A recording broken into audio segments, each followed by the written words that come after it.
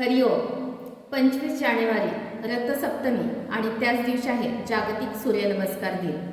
सूर्यनमस्कार हा एक सर्वांग सुंदर व्यायाम आहे. आपणा सर्वांना सूर्यनमस्काराचे महत्त्व माहिती आहे. खूप जणांना सूर्यनमस्कार करता येतात, खूप जण ते करतात.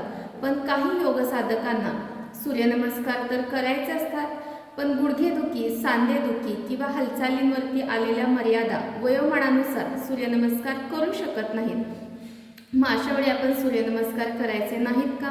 तर तुम्ही अशा वेळी सुद्धा नाराज न होता 100% सूर्यनमस्कार करू शकता. तर ते कसे करायचे आहे त्यात आपण बघणार आहोत. मी मनीषा, तुमचं बाई बरं आहे ह्या माझ्या यूट्यूब चॅनलमध्ये आपणा सर्वांचं स्वागत आहे.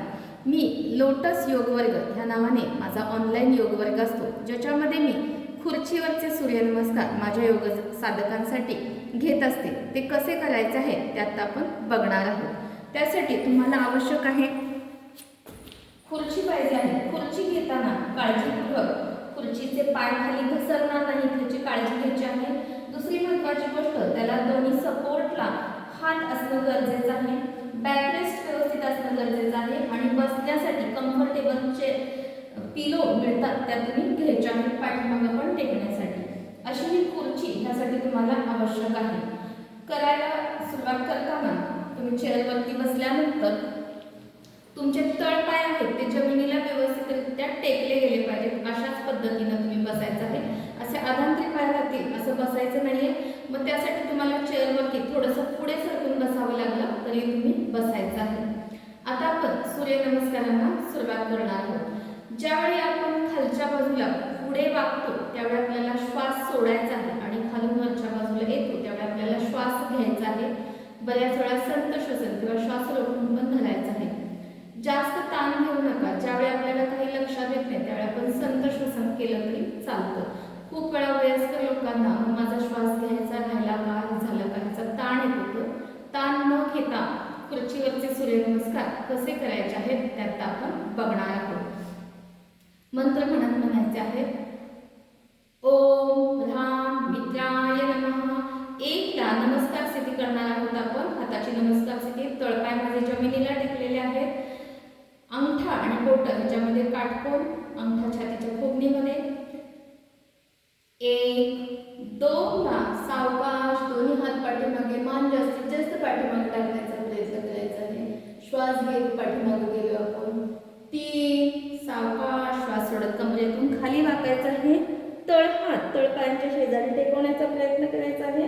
कपाळ गुडघ्याला टेकवण्याचा प्रयत्न करायचा आहे. जमत नसेल तर जास्ती ताण द्यायचा नाहीये. 4 ला श्वास घेत कमरेतून सरळ वर. 5 ला डाव्या पायाची घडी करायची आहे आणि त्या बैठकीजवळ घ्यायची आहे. दोन्ही हात एकमेकांमध्ये गुंफून गुडघ्याच्या खाली तिथे पायाला पकडायचं आहे आणि मान जास्तीत जास्त पाठीमागे टाकायची आहे. मान जास्तीत जास्त पाठीमागे. 6 ला सावकाश कपाळ गुडघ्याला टेकवण्याचा प्रयत्न करायचा आहे. 7 सावकाश पाय खाली द्यायचा आहे. 8 डावा पाय वर. 9 सावकाश पाय खाली. 10 परत कमरेतून खाली वाकायचं आहे. 11 श्वास घेत कमरेतून सरळ वर आणि 12 नमस्कार साठी.